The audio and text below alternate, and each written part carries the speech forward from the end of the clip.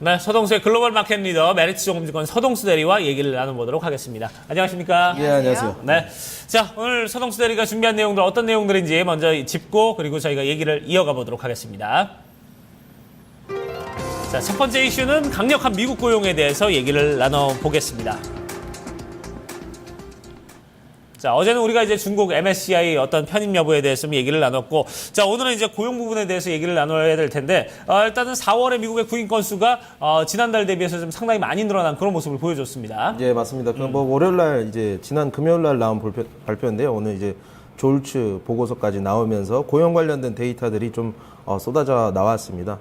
사실 뭐 미국 고용은 이제 논팜 페이롤, 그러니까 비농업 부분에서 100만 건이 넘는, 그러니까 2015년만 들어서 뭐 20만 건을 뭐 평균적으로 이렇게 계속 늘었다고 보시면 될 것 같고요. 1분기의 지표가 그 미국 그 경제 펀더멘털에 관련된 지표들이 상당히 좋지 않았었는데, 이런 것들이 일시적인 현상이었다라는 증거를 보여주고 있는 고용 관련된 데이터들이 나오고 있다라고 보시면 될 것 같습니다. 네. 네. 미국 연준에서 세웠던 어떤 시나리오에 적합하게 흘러가는 것 같습니다. 맞아요. 일단은 1분기가 예. 상당히 부진했던 게 일시적이었다. 그런 흐름에 따라 4월, 5월 지표들이 상당히 좋게 나오고 있거든요. 이번 구인 건수 사실 5월 비농업 고용이 상당히 좋았었어요. 맞아요. 여기 굉장히 좋게 덧붙여지는 모습입니다. 외신 쪽에서 상당히 좀 반길 것 같은데요. 예, 맞습니다. 뭐 CNN에서는 이제 그 고용 자체가 상당히 좀 질적인 부분에서 네. 좀 좋아지고 있다라고 얘기를 좀 하고 있고요. 전통적으로 헬스케어라든가 아니면은 이제 비즈니스 서비스 쪽은 그나마 뭐 레스토랑 바 이런 데서 일하는 것보다는 조금 더 질적으로 좋다, 페이가 좋은 쪽으로 우리가 인식이 되는데, 이쪽에서 조금 많은 고용이 지금 확대되고 있다라고 얘기를 하고 있고요. 네. 뭐 물론 뭐 음지가 없는 것은 아니다. 뭐 광업 부분, 그러니까 이제 국제 유가락으로 인해서 이런 마이닝 쪽에서는 상당히 좀 좋지 못했던 부분들을 얘기하기도 했었고, 잡 오프닝이 573만 건으로 제가 기억하고 있습니다. 그래서 506만 건 정도로 컨센서스가 모아졌었는데 상당히 좀 좋게 나왔다. 4월 데이터죠. 그리고 뭐 퇴직 건수가 488만 건이 나오면서 지난달인 500만 건 초반, 그러니까 506만 건 정도 됐었는데 이거 대비해서도 조금 나왔다. 좀 더 고용을 많이 하고 사람들이 조금 더 퇴직을 덜 하고. 근데 뭐 실업률은 살짝 올라갔습니다. 네. 그러니까 5.5%가 나왔는데 이제 전달에는 0.1%가 적었었거든요. 그렇죠. 근데 어쨌든 추세상으로는 작년에 6.3%였는데 계속 이렇게 줄어들고 있다. 최근 들어서 이런 실업률이 살짝 늘어나는 것들은 좋은 일자리를 더 좋은 일자리, 더 돈을 많이 준 쪽으로 움직이기 위해서 뭐 일시적으로 퇴직을 했다라고 이렇게 얘기를 하고 있습니다. 네. 자, 이런 부분에 대해서 뭐 그나마 그런 얘기가 나오고 있다는 것 자체도 어떻게 보면 미국이 이제 고용 부분에 대해서는 좀 자신이 있기 때문에 좀 이런 얘기가 나오고 있는 게 아닌가 이런 생각이 드는데, 자, 이렇게 되면은 글쎄요, 아무래도 좀 고용 부분까지 지표가 이렇게 좋게 나온다면은 뭐 금리 인상에 대한 얘기는 더욱더 좀 무게에 힘을 싣게 될 것 같고, 달러 부분에 대해서도 계속해서 좀 힘을 받게 되지 않을까 이런 생각이 드는데 어떻습니까? 맞습니다. 9월 금리 인상 굉장히 유력시 되고 있는 거고요. 어떻게 됐든 외신이 받아들이는, 소화하고 있는 이런 많은 정보들이 결과적으로 9월 인상에 힘을 계속 실어주고 있다고 보시면 될 것 같습니다. 세계 경제의 회복, 일본, 유로존, 미국, 뭐 중국도 뭐 어쨌든 경제 성장을 하고 있을 거 아니에요. 뭐 이런 부분에서 계속 좋아지고 있는 모습들. 인플레이션 같은 경우도 이제 유가를 43불을 찍고 나서 60불까지 오르면서 최근 들어서 근원물가 지수도 상당히 좀 올라오는 모습들, 이런 전 세계적으로 좀 올라오는 모습들을 우리가 좀 확인할 수 있을 것 같고, 뭐 고용 뭐 얘기할 필요 없습니다. 미국은 고용에 대해서 상당히 좀 자신감을 가지고 있고, 경제활동 참여율도 뭐 0.1% 정도 늘어났기 때문에 이런 부분에서 상당히 좀 좋게 본다. 뭐 임금도 0.3% 늘어나서 뭐 0.1% 늘어난 것 예상했던 것보다 훨씬 좋게 본다. 그래서 9월달 뭐 달러 강세 단기적으로 어느 정도는 유지가 되지 않겠느냐. 제가 달러를 말씀드릴 때 달러 인덱스가 100이 육박하는 시점이 분명히 금리 인상이 결정되는 시점, 그리고 실질적으로 금리가 올라가는 시점이랑 맞닥뜨릴 가능성이 상당히 높다라고 얘기를 들었었는데 겨우 이제 5포인트밖에 남지 않았죠. 그래서 이런 부분들을 한번 보아가시면서 하시면 좋을 것 같고요. 네. 조만간 근데 이 달러 강세는 좀 강도 자체가 좀 약해지고 기존에 약했던 통화들의 약세의 흐름은 점점 약해질 것이다. 결론적으로는 다시 바뀌어가는 이런 흐름들을 예상을 하면서 엔화 약세로 고통을 받았다 한국 증시 같은 경우에는 엔화 약세가 조금 살살 꺾이는 모습들을 우리가 포착을 할 수 있다면 그때부터는 한국 증시가 강하게 튀어오를 가능성이 있다라고 보시면 될 것 같고요. 중국 얘기 잠깐 말씀드리면 네. 빠질 가능성이 있습니다. 예. 그리고 이제 MSCI EM 지수 편입이 좀 기대했던 건데 사실 기대도 하지 않아요. 중국 내부에서는 별로 필요 없는 수급이거든요. 그래서 뭐 심리적인 부분에 제가 분명히 충격이 있을 거라고 말씀을 드렸었는데 이러한 부분들 한국 증시에 좀 좋게 작용을 할 것 같고 한 며칠간의 그러니까 지수 폭으로는 한 10% 최대 10% 조정이 온다면 강력하게 우리가 중국 ETF를 사서 들어가는 구간이 나오지 않겠느냐 생각하고 있습니다. 뭐 굳이 뭐 편입하지 않아도 좀 잘 나가고 있는 중국 증시이기 때문에 중국 입장에서는 아쉬울 게 없는 그런 상황이다. 자, 하지만 지금 단기간의 조정은 올 수 있기 때문에 그 조정이 온다면은 어차피 올라갈 중국 증시라면은 지금이 올라탈 수 있는 기회다. 이런 부분에 대해서 얘기를 좀 나눠봤습니다. 네, 국내 증시 쪽에서는 상당히 또 호재로 작용할 수 있는 수급적 호재가 되기 때문에요. 네. 이런 부분들도 같이 체크를 해보시면 될 것 같고요. 다음 이슈 이어서 체크해 보겠습니다. 네, 다음은 메르스 쪽에 대한 얘기를 좀 나눠보도록 하겠습니다.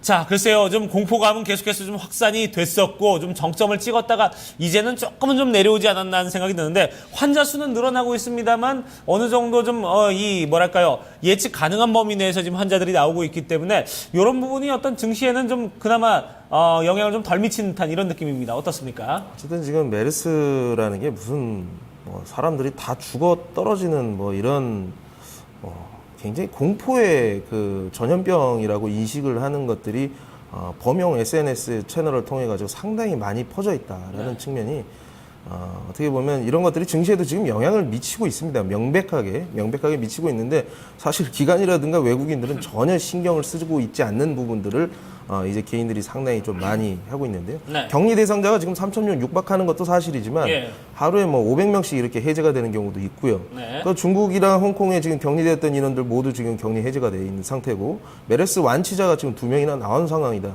근데 어제 아직도 테마주들 중에서 진원생명과학이라든가 이런 회사들 상한가를 아직 가는 이런 어색한 흐름들을 계속 보여주고 있는데 좀 명백하게 이 정보에 대해서 정확하게 좀 접근을 하고 이런 것들을 해석하는 능력이 좀 필요하지 않겠느냐. 그렇죠. 특히나 증시에서는 이러한 부분들을 우리가 대입을 시켜야 될 것 같습니다. 그렇습니다. 무슨 질환이 돈다고 무조건 제약바이오가 이렇게 상승세로 이어가는 것도 좀 아이러니한 부분이고요. 사실 거기에 대해서 어떤 약을 개발을 했다, 신약을 개발을 했다, 아니면 치료제가 있다, 그런 부분에 대해서 어떤 수요가 있기 때문에 호재가 있는 부분이라면 모르겠습니다만 아무런 이유 없이 이렇게 단지 좀 연관 업종이라고 해서 이렇게 가는 부분도 좀 사실 아까 소동수 대리가 얘기했던 것처럼 좀 어색한 부분은 있긴 있어요. 예. 그 배경에는 결국 정보가 불충분하기 때문이 아닐까 이런 생각이 듭니다. 일단은 네. 공포감이 상당히 커져 있는 데다가 어디든 기대해야 되지 않을까 이런 생각들이 투자자 여러분들도 같은 생각을 하시거든요. 그런 부분들이 영향을 미친 것 같은데 좀 자세한 쪽으로 본다면 어떻게 점검을 해봐야 될까요? 이상하게 정보는 솔직히 제가 봤을 때는 충분합니다. 네. 정보는 굉장히 충분한데 네네. 좀 이상하게 그 좀 비관적으로 바라보는 쪽들이 희한하게 그 좀 힘을 실리더라고요, 대중적으로. 그래서 그런 얘기 아무튼 그렇고요. 어쨌든 이제 지금 얘기 나오는 걸로 봐서는 좀 어느 정도 감염자들에 대한 어떤 범위들도 좀 파악이 되고 있고 좀 병원 내에서 감염이다 이런 부분에 대해서는 조금 좀 안도감이 있기는 있는 것 같아요. 예, 맞습니다. 그래서 이제 제가 이걸 말씀드리는 거는 우리 내부적으로는 굉장히 위험해서 우리 증시가 굉장히 위험하다라는 생각을 많이 하실 수가 있는데 외신들이 바라보는 메르스에 대해서는 상당히 좀 그 공포감이라든가 위험성에 대해서 제한적으로 판단을 하고 있다는 점을 제가 전해드리기 위해서 그러는 건데요. 월스트리트저널 같은 경우에서도 한국 전염력 자체가 지금 정점을 통과한 상태다. 3차 감염자가 23명이 나오는 하루도 있었지만 그다음부터 그 감염자 수가 굉장히 좀 줄어들고 있다는 측면. 그리고 이제 모두 다가 이제 병원 내에서 감염 사례가 발생한 것으로 봤을 땐 지역 내 전파 사례가 없기 때문에 확산될 조짐이 보이지 않는다라고 이렇게 표현을 하고 있고요. 이전에 한국 정부가 불충분한 정보와 보수적인 격리 조치로 인해서 좀 이런 것들이 전염이 계속됐다면 지금 정보를 공개를 하고 적극적으로 이렇게 대처를 하면서 좋아지고 있다라는 것을 이제 지금 전하고 있는 상태입니다. 그래서 WHO에서도 여행 제한 국가로 지정할 필요가 전혀 없다라고 이렇게 얘기를 하고 있거든요. 그렇기 때문에 뭐 이러한 부분에 있어서 굉장히 좀 매수 구간으로 우리가 오는 거 아닌가 이렇게 판단이 됩니다. 네. 사실 홍콩이나 중국 쪽에서는 이전에 사스를 경험하게 되면서 몇백 명의 인구를 잃었던 그런 경험이 있기 때문에 상당히 처음에는 공격적으로 좀 여행 경보를 내려야 되는 게 아니냐 이런 이야기들도 참 많이 나오고 있었습니다. 이런 부분들을 봤을 때 이와 같이 좀 빗대서 본다면 영향력, 파급력을 좀 어떻게 볼 수 있을까요? 사실 우리는 증시에서 항상 스트레스 테스트를 할 필요가 있습니다. 가장 안 좋은 시나리오를 우리가 한번 점검을 해볼 필요는 있는 거죠. 사스에서 1,200명이 걸려 300명이 그때 사망을 한 사스 사례를 우리가 참고할 필요는 있을 것 같아요. 그래서 실질적으로 사스가 그렇게 좀 전염이나 그림 보시면서 네. 이게 이제 그 사스로 인해서 홍콩에 이제 방문한 그 인바운드 여행객들의 수를 잰 건데요. 이 가운데 보시면 이렇게 툭 꺼져 있는 한 분기 정도에서 홍콩의 입국자 수가 굉장히 대폭 줄어들었습니다. 그렇네요. 그래서 사실 굉장히 좀 어떻게 보면 증시에서 우리 인바운드 관련된 주식들이 떨어지는 것들이 이해가 간다. 그렇지만 보시면 좀 지나고 나서 안정이 되면은 이연 효과가 발생을 하면서 상당히 큰 폭으로 늘어나는 그러네요. 모습을 보실 수가 예. 있을 것 같습니다. 그래서 오히려 이런 것들은 우리한테 기회로 작용할 수가 있다라는 것을 좀 의미하고요. 하지만 좀 약간 그 사스가 창궐하던 시기 다음 그림을 보시면요. 창궐하던 시기에 어느 것들이 많이 팔렸느냐라고 보시면은 위생용품 이런 것들이 많이 팔리고 헬스케어 관련된 의약품들 그리고 온라인 판매가 상당히 증가를 했다고 합니다. 가장 왼쪽에 있는 책이에요, 책. 네. 할 게 없으니까 집에서 책이나 보고 있는. 근데 우리는 책을 잘 안 읽지 않습니까? 그렇죠. 책보다는 게임을 좀 많이 하는 편인데 우리나라 뭐 OECD 국가 중에서 가장 책을 안 읽는 국가로 알려져 있는데 뭐 게임을 해서 그런지는 잘 모르겠습니다만 이런 온라인 채널이 상당히 좀 발달이 된다라는 측면을 보면은 이러한 쪽으로 좀 축소 포트폴리오를 우리가 가지고 가는 필요도 좀 어느 정도는 있어 보인다라고 보시면 될 것 같고요. 예.